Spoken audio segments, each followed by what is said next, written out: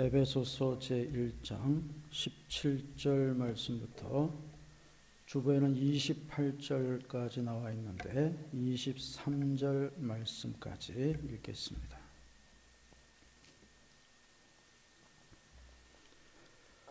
우리 주 예수 그리스도의 하나님 영광의 아버지께서 지혜와 계시의 정신을 너희에게 주사 하나님을 알게 하시고 너희 마음 눈을 밝히사 그의 부르심의 소망이 무엇이며 성도 안에서 그 기업의 영광의 풍성이 무엇이며 그의 힘의 강력으로 역사하심을 따라 믿는 우리에게 베푸신 능력의 지극히 크심이 어떤 것을 너희로 알게 하시기를 구하노라.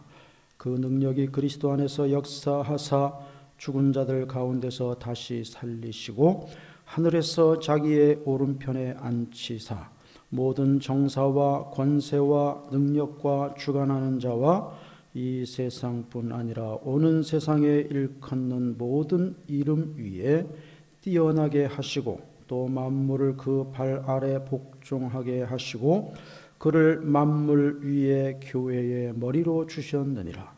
교회는 그의 몸이니 만물 안에서 만물을 충만케 하시는 자의 충만이니라. 아멘. 자, 오늘 하나님 영광의 아버지라는 제목으로 말씀을 드립니다. 저에게 만약에 신약 성경에서 단 한 권의 책을 고르라고 하면 저는 요한복음이나 로마서나 에베소서 세 권 가운데에서 고민을 할 것입니다. 그 정도로 저 개인적으로 뿐만 아니라 많은 사람들이 이 신약성경 27권 중에서 요한복음 그리고 바울 서신인 로마서 그리고 오늘 본문이 있는 이 에베소서의 말씀을 굉장히 사랑합니다. 물론 나머지 24권의 신약 성경도 다 소중하고 그리고 귀한 복된 깊은 우리의 하나님이 주신 말씀입니다. 그러나 그 가운데에서도 특별히 많은 사람들이 사랑하는 말씀이 바로 이 에베소서입니다. 이 에베소서는 우리가 잘 아는 것처럼 사도 바울 서신 중에 하나이고 서기 62년경에 기록하여서 두기고라고 하는 사람을 통해서 에베소 교회에 전해진 이 서신입니다. 에베소 지방은 지금의 터키의 서남부 지방입니다. 에페시안이라고 영어로는 발음하죠. 우리는 이제 에베소라고 번역했어요. 지금도 에페시안이라고 하는 이 도시입니다. 이 에베소라고 하는 도시는 그 당시 로마 제국의 아시아의 수도입니다. 로마 제국의 수도는 뭐 두말할 필요도 없이 이탈리아의 그 로마라고 하는 도시죠. 그런데 이 로마 제국이 세계 최강의 제국으로 그 당시 영토를 넓히는데 아프리카 북부 지방 그리고 지중해 연안의 남부 유럽 지방 그리고 이제 아시아 쪽으로 이 근동 지방까지 로마 제국이 정복하면서 그 유명한 팍스 로마나라고 하는 로마 제국의 영광의 시대를 엽니다. 그런데 이 에베소 지방이 바로 그 로마 제국의 아시아의 수도로 삼은 그렇게 중요하고 번영하는 도시입니다. 그러나 그 에베소는 그 당시 하나님에 대한 지식이 전혀 없었고 그리고 이 아르테미스라고 하는 여신을 그 도시의 수호 여신으로 섬겼습니다. 그뿐만 아니라 많은 신들을 섬겼습니다. 그 유명한 그리스 로마 신화의 등장하는 그런 종류의 신들이 이미 이때부터 섬겨지기 시작을 했던 것입니다. 그러한 곳에 사도 바울이 복음을 전해서 교회가 시작이 되었습니다. 그리고 이제 사도 바울은 다른 곳으로 전도의 발걸음을 옮겼고, 그 이후에 이 에베소 교회에 이 믿음의 굳게 서기를 그 권면하고 그 교훈하는 이 편지를 보낸 것이 바로 이 에베소서입니다. 그런데 이 에베소서를 많은 사람들이 사랑하는 이유는 바로 이 에베소서는 구원과 교회의 영광에 대해서 정말 우리의 가슴이 뜨겁게, 심령이 뜨겁게 이 전해주고 있는 대서사시이기 때문입니다.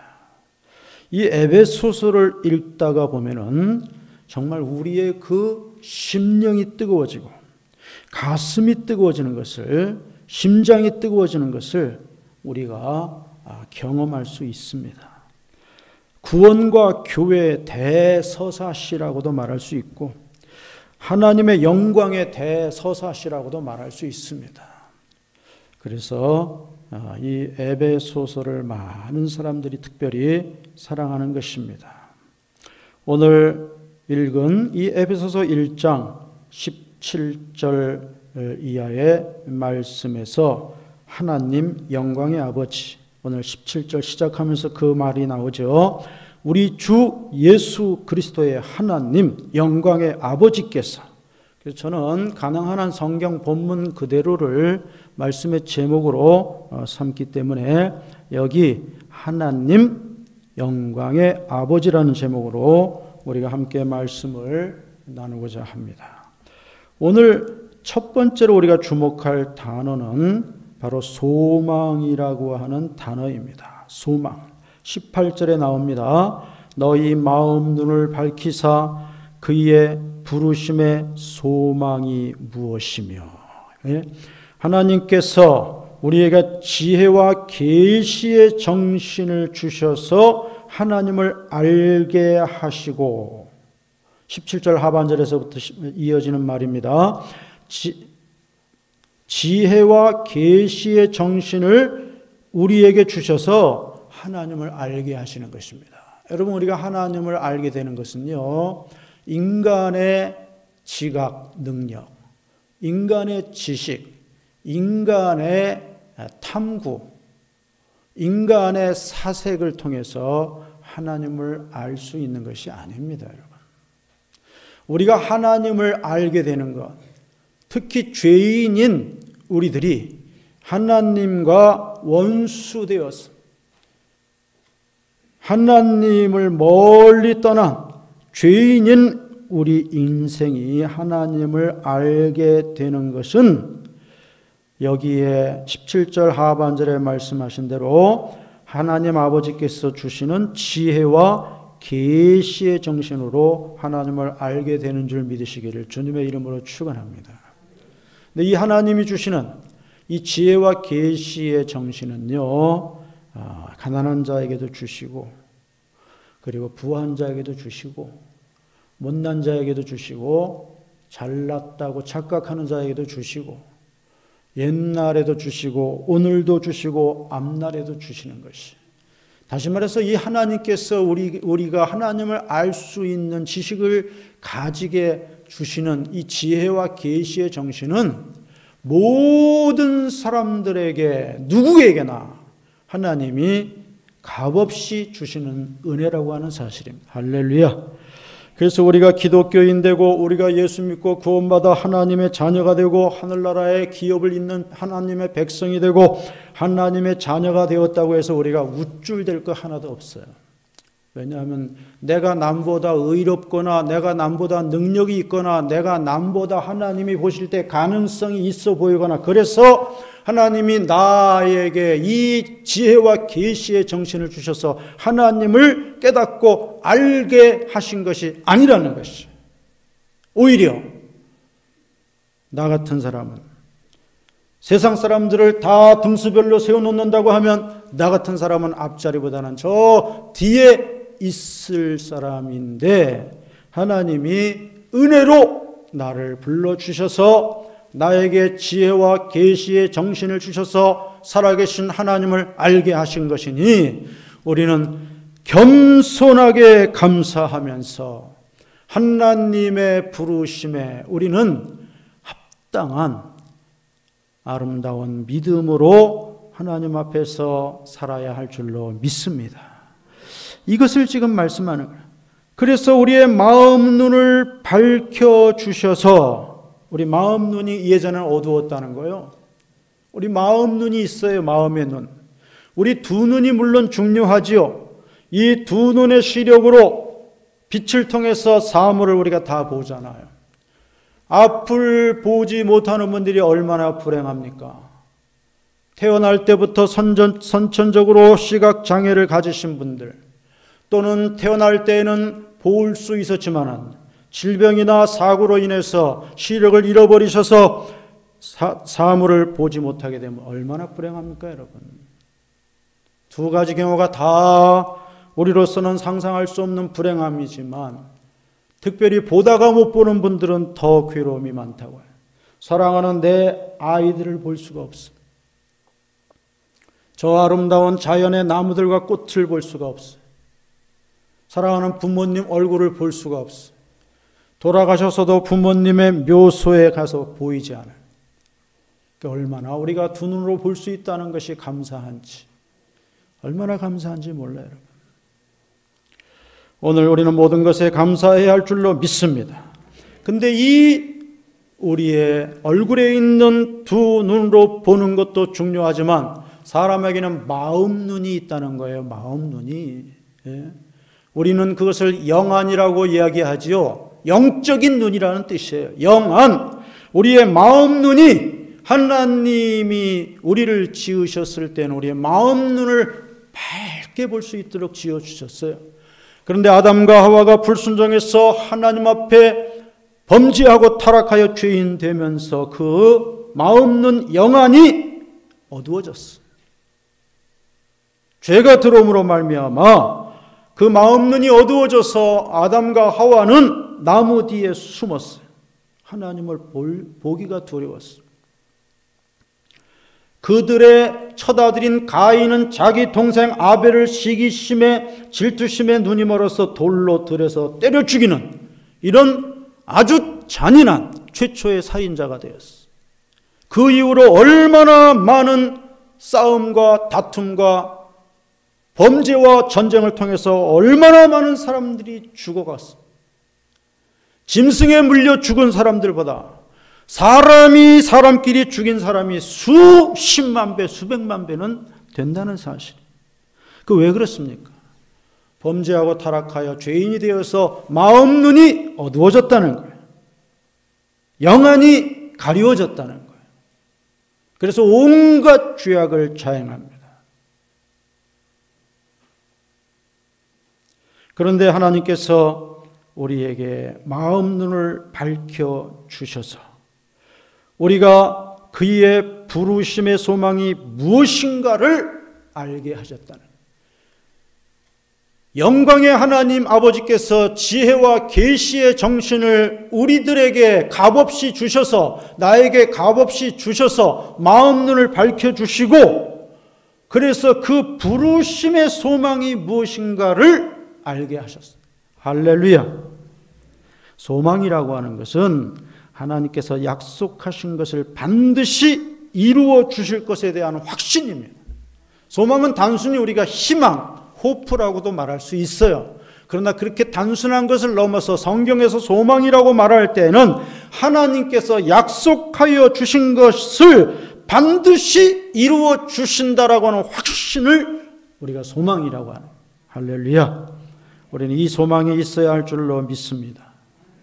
성도가 소망이 없으면 입으로만 신앙생활하고 그 삶 속에서는 하나님을 불신하는 이러한 삶을 산다는 거예요. 더 설명드리면 입으로는 하나님을 찾고 주님을 찾는데 입으로는 믿음을 이야기하는데 세상에서 사는 모습은 세상 따라가는 이와 같은 삶을 산다는. 그러나 이 하나님께서 우리들에게 주신 하나님의 그 위대한 약속을 하나님이 반드시 이루어 주신다는 확신인 이 소망을 가지고 우리가 신앙생활을 하면, 이 소망이 살아있는 신앙생활을 하면 그 사람의 신앙은 살아있는 신앙, 그 사람의 신앙은 모든 환경의 시험과 도전을 다 이길 수 있는 승리하는 신앙이 될 줄로 믿습니다. 코로나가 지금 기승을 부리고 있습니다. 어떤 사람들은 이제 코로나도 저물 때가 다 되어가는 징조라고 희망 섞인 이야기를 합니다. 이제 코로나가 2년 동안 인류를 괴롭히고 많은 사람들을 괴롭혔는데 이제는 계절 독감으로 서서히 약화되어 간다. 이렇게 희망 섞인 이야기를 하는 사람들도 있습니다. 또 어떤 사람들은 아직은 그런 얘기할 때가 아니다, 위험하다라고 이야기하는 사람들도 있습니다. 코로나는 인류 역사상 가장 잔인하게, 길게, 그리고 전 세계적으로, 중세시대의 패스트는 유럽에만 국한됐어. 근데 오늘 우리가 겪고 있는 코로나, 줄여서 코로나죠. 정확하게 우리가 말하면 코로나19 디시즈, 코로나19 감염증이라는 거죠. 2019년에 처음 발병이 되었다고 해서 19를 붙이는 거고, 코로나 바이러스를 가졌다고 해서 코로나19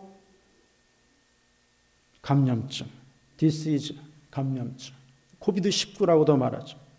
그러나 이 코로나는 지금 전 세계 예외가 있는 나라가 하나도 없어요. 아프리카에서 남미까지 모든 지구촌이 지금 이 코로나로 인해서 어려움을 겪고 있습니다.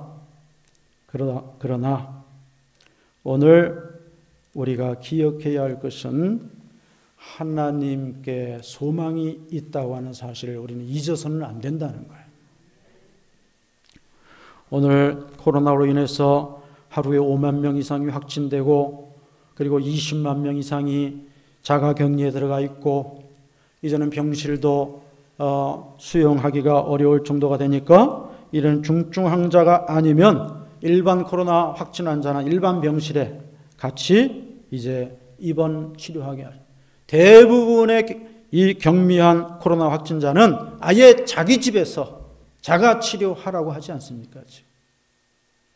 이제 이것이 계절 독감처럼 점점 약화되어서 모든 것이 다 옛날의 일상을 회복하게 되면 얼마나 좋겠습니까? 그런 날이 하루속히 오기를 우리는 기도해야 할 줄로 믿습니다.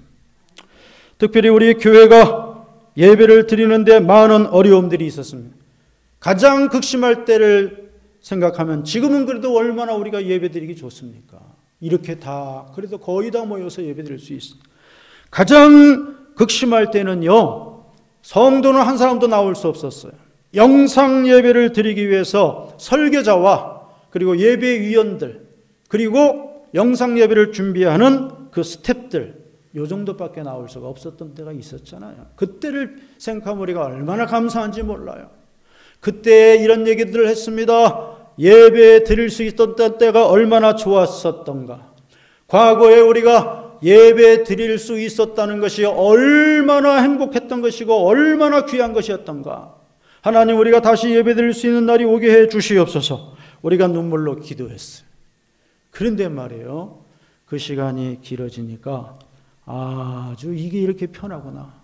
주일날 교회에 나오지 말라고 하니까, 방역당국에서 나가지 말라고 하니까 이제 주일날 교회를 나가고 싶어도 못 나가고, 집에서 유튜브 영상 예배로 드리다 보니까 처음에는 그냥 간절히 그냥 예배를 드렸어. 아멘 아멘 하면서. 근데 몇 주 지나니까 이제 돌아다니면서 그냥 한 번씩 스크린 보면서 예배 드리고, 예? 우리 스마트폰 유튜브 영상을 TV에 연결하면 TV 화면에 나오네. 돌아다니면서 예배 드리고, 그 다음에는 아예 유튜브 영상 예배도 드리지 않고 그냥 막 예배 시간에 돌아다니고 밖에 나갔어. 그 다음에는 아이고 이게 너무 편하구나. 하나님 은혜네 이게. 왜 그동안 그렇게 우리가 열심히 그렇게 했던가. 이제는요, 이렇게 나올 수 있도록 많이 풀어졌는데도 안 나오고 있어요. 철새는 때가 되면 돌아오는데 이 떠난 성도들 중에서 돌아오지 않는 성도들이 있어요, 여러분. 물론 국가의 공무원으로서 군인 공무원이든지 또는 일반 공무원이든지 경찰 공무원이든지 하여튼 국가의 녹을 먹는다고 하죠. 국가에서 월급을 주는 이러한 특수한 신분을 가진 분들은 국가에서 굉장히 단속을 많이 하기 때문에 가족들까지 다 나갈 수 없게 하고 있는 현실. 그런 분들을 제외하고 돌아올 수 있는 분들이 돌아오지 않고 있단 말이에요. 우리 기도해야 할 줄로 믿습니다. 그리고 또 교회들이 착각하는 게 있어요. 교회들이 이렇게 말합니다. 정부가 교회를 핍박합니다. 정부가 예배를 드리지 못하게 박해합니다. 우리는 이 정부와 싸워야 합니다. 예배를 드리기 위해서는 우리가 정부가 막아도 우리는 순교의 정신으로 예배를 드려야 됩니다. 이런 이야기들을 합니다. 저희 목사 단톡방에도 그런 주장을 하는 우리 동창 목사님들이 많이 있어요. 그래서 동창들끼리 막 싸움이 납니다. 단톡방을 막 튀어나가면 다시 불러드리고 또 싸우다 또 튀어나가고 또 불러드리고. 개인마다 생각이 다르겠지만 저는요, 그건 착각이라고 생각합니다. 이 코로나19 감염증으로 인해서 2년간 경제적으로 어려움을 겪고 소상공인들이 자영업자들이 어려움을 겪고 그리고 국가가 모든 이 지구촌의 국가들이 어려움을 겪고 여행을 하지 못하고 태어난 아이들은 의뢰의 마스크가 세상에 살아가는 도구인 줄로 알고 그렇잖아요. 코로나 상황에서 태어난 아이들은요, 의뢰의 마스크가 이 세상을 살아가는 도구인 줄로 알아요. 그리고 교회가 예배를 드리는데 어려움이 있고 여기에 대해서 가장 책임이 있는 게 누구냐? 가장 책임이 있는 게 누구예요? 중국 사람? 방역당국? 마스크 안 쓰고 막 방역수칙을 어기고 돌아다니는 사람? 저는 그들보다도 우리 예수 믿는 사람들이 가장 책임이 있다고 저는 생각합니다. 우리 예수 믿는 사람들이 예배를 억압당하고 있다. 정부 방역당국에서 예배를 방해한다. 신앙의 자유를 침범한다. 이런 소리 하지 말고 오늘 이 사태가 이 지구촌에 이 세상에 오늘 우리들에게 찾아온 것은 오늘 이 땅에 하나님께서 기대를 걸고 계시는 사람들이 누구예요? 불교 신자 아닙니다. 이슬람 신자들 아닙니다. 무슬림자들 아닙니다. 오늘 하나님께서 그나마 기대를 걸고 있는 대상은 예수 그리스도의 보혈로 세운 주님의 몸된 교회, 그리고 그 교회에 부름받은 성도, 하나님의 자녀라고 하는 우리 기독교인들이란 말이에요. 우리가 하나님 뜻대로 살지 못해서 오늘 이 땅에 이와 같은 하나님의 재앙이 임했다고 하는 것을 우리는 인정하고 우리 하나님 앞에 회개해야 됩니다. 회개해야 할 교회가, 회개해야 할 기독교인들이, 회개해야 할 사람들이 오히려 말이에요, 세상을 손가락질하고 세상에 탓을 하고 있어. 저는 아니라고 생각합니다. 하나님께서 오늘 이 징계의 메시지, 이 징계의 이 재앙의 사인을 오늘 우리에게 보내시는 것은요, 교회가, 믿는 자들이, 성도가 변화되라는 사인인 줄로 믿습니다. 성도가 예전에 비해서 기도하지 않습니다. 교회가 예전에 비해서 예수의 교회가 아닙니다. 목사의 교회, 장로의 교회, 인간의 교회가 되어 있어요. 여러분, 목사의 교회가 맞는 말입니까? 장로나 교인의 교회가 맞는 말입니까? 옛날에는 교회는 다 예수의 교회였어. 다 하나님의 교회였어. 비록 우리가 가난하고 배고프고 헐벗고 모든 것이 부족한 시대였지만 그때 우리는 간절히 마룻바다 교회에서, 가만히 교회에서 우리는 무릎 꿇고 순수한 눈물을 흘리면서 기도했고 서로를 이해하고 사랑하고 아껴주었어요. 별로 싸움도 없었어요. 오직 순수한 믿음으로, 오직 기도와 오직 말씀으로. 그런데 시대가 하나님의 축복 가운데 과거와 비교할 수 없을 정도로 너무도 부유하고 너무도 풍부하고 너무도 아름답고 모든 것이 다 좋은 이런 세상이 되었고 교회도 그런 교회들이 되었어요. 그리고 나니까 교회의 성도들이 세련되고 말 잘하고 아는 것이 많지만 예전에 비해서 기도하지 않습니다. 예전에 비해서 형제를 사랑하지 않습니다. 나 외에는 거의 다 적입니다. 내 생각에 동의해 주지 않으면 다 적으로 여깁니다. 자기 생각이 항상 옳고 자기 말이 항상 옳고 자기 뜻이 하나님의 뜻이라고 우깁니다. 옛날에는 하나님의 뜻이 내 뜻이 되겠습니다 라고 기도했는데 지금은 내 뜻이 하나님의 뜻이라고 고집합니다. 지금은 교회가 얼마나 예수님의 교회, 얼마나 주님의 교회인지 모르겠어요. 제가 목사 안수 받은 지 지금 35년이 됐는데,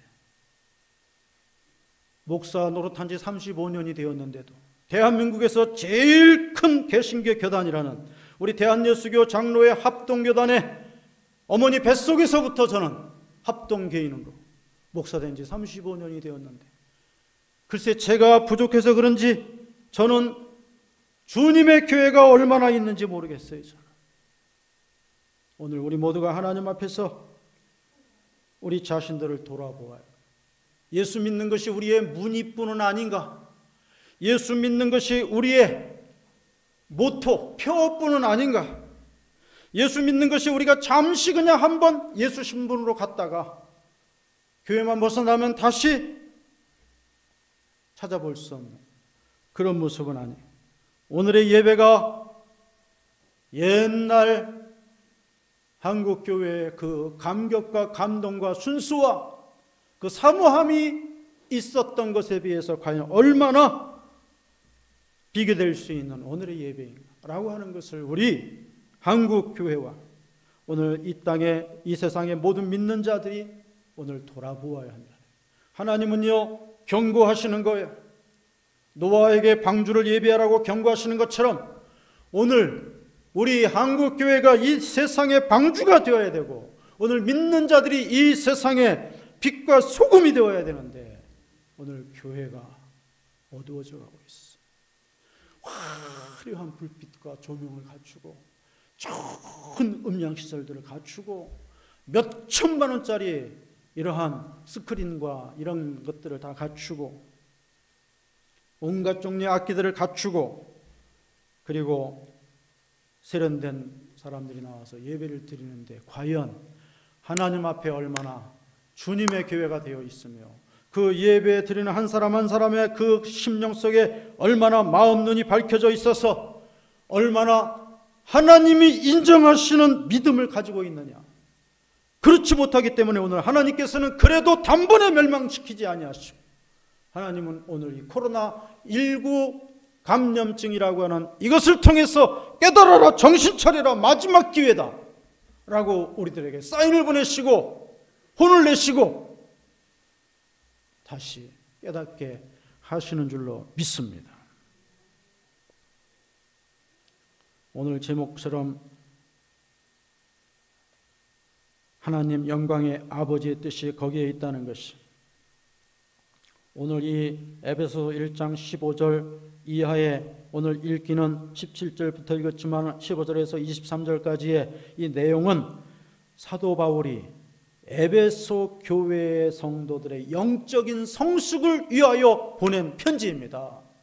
너희가 이제 믿음을 가졌으니 영적으로 이제는 성숙해야 된다. 그런 뜻에서 우리 주 예수 그리스도의 하나님 영광의 아버지께서 지혜와 계시의 정신을 너희에게 주사 하나님을 알게 하시고 너희 마음 눈을 밝히사 그의 부르심의 소망이 무엇이며 성도 안에서 그 기업의 영광의 풍성이 무엇이며 그의 힘의 강력으로 역사하심을 따라 믿는 우리에게 베푸신 능력의 지극히 크심이 어떤 것을 너희로 알게 하시기를 구하노라. 여기 보면 무엇이며 알게 하시기를 원한다고 했어. 이게 뭐예요?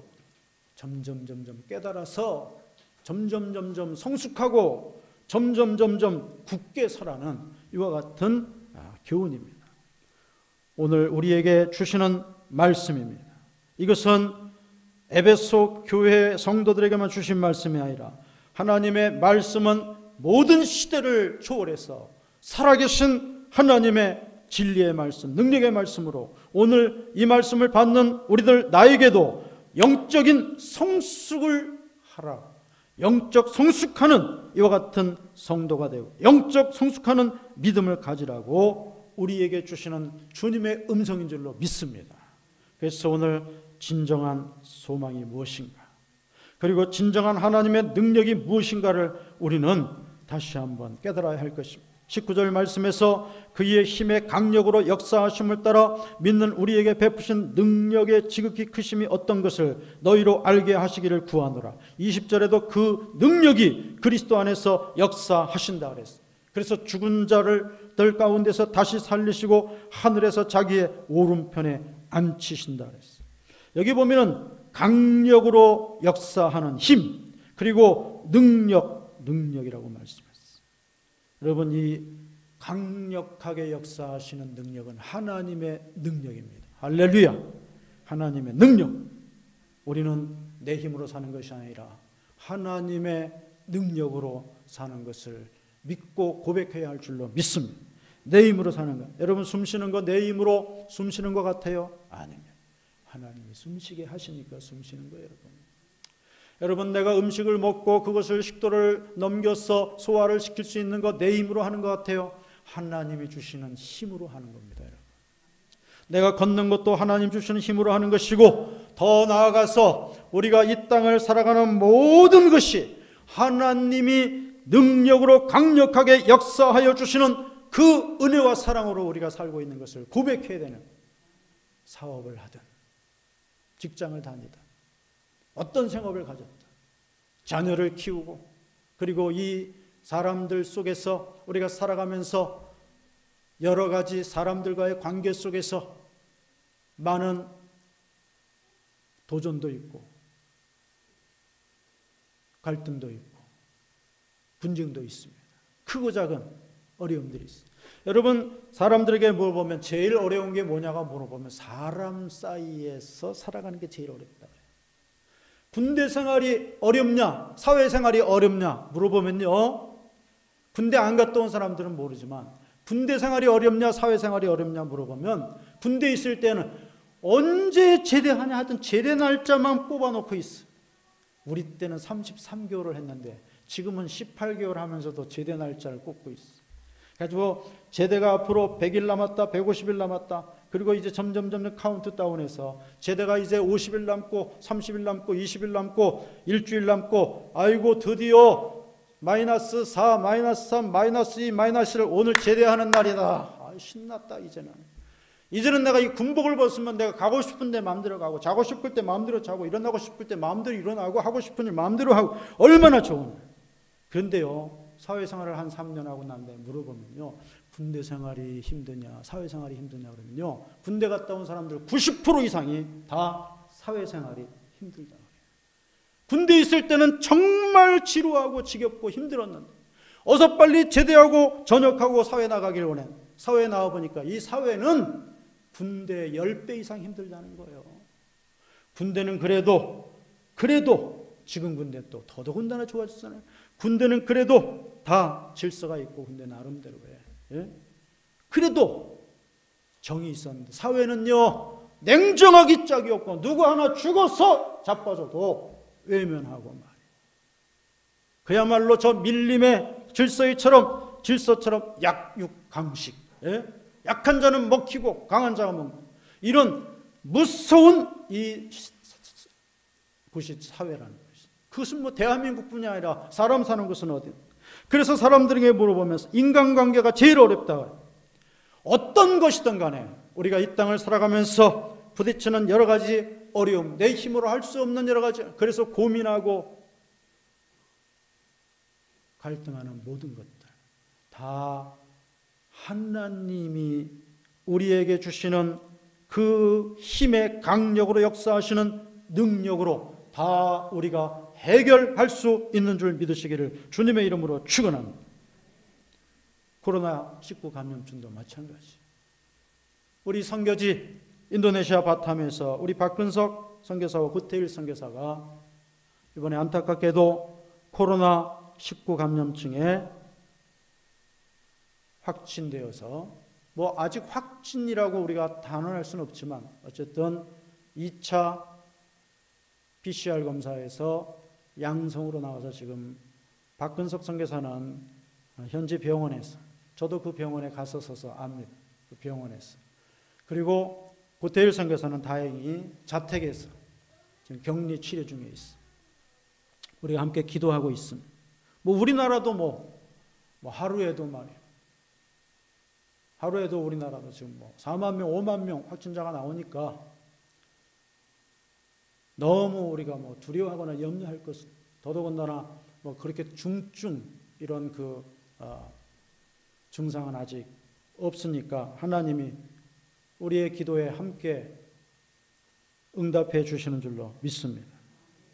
이런 것도 다 우리 하나님께 맡깁니다. 우리 뭐 겨우 단톡방에도 선교사들하고 소통하고 있지만 저는 저와 사모와 박근석 선교사, 구태일 선교사 4사람이 단톡방을 가지고 소통하고 있어요. 제가 계속 격려하고 있습니다. 담대하라고 말하고, 우리가 다 기도하고 있으니까 힘내라고 말하고, 혼자가 아니고 우리 철원중앙교회 가족들이, 여러분도 우리 철원중앙교회 가족이 함께 격려하고 있습니다. 하나님 반드시 치료하시고 더 큰 은혜를 체험하게 하실 줄로 믿습니다. 이런 것들이 바로 이것이 그의 힘의 강력으로 역사하심을 따라 믿는 우리에게 베풀어 주시는 능력이 얼마나 지극히 크신 것을 너희로 알게 하시기를 구한다. 하나님은 오늘 우리에게 이러한 아버지가 되신다는 것을 우리가 잊지 말고 하나님 앞에서 영적 성숙하는 이런 믿음을 가지는 성도가 되시기를 주님의 이름으로 축원합니다.